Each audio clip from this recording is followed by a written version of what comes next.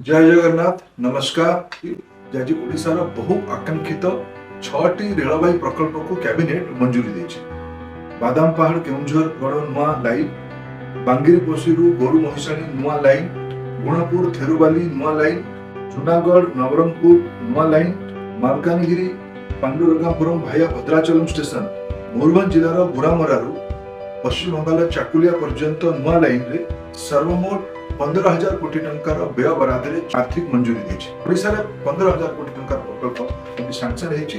ओडिशा मयूरभंज केन्दुझर कोरापुट मालकानगिरी रायगड़ा नवरंगपुर कलाहांडी जिला गुड़िकरे अर्थनैतिक विकास हबो, नुआ रोजगार सृष्टि हबो, यात्री परिवहन रे अनेक मालवाही परिवहन सुविधा आसीबो, शिल्पांचल विकास, ओडिशा बंदर गुड़िकर द्रुत विकास ये सब काम हो पारिबो।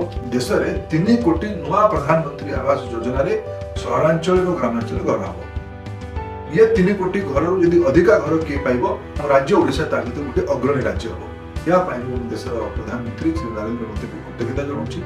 बहुत बहुत धन्यवाद। नमस्कार। जय जगन्नाथ।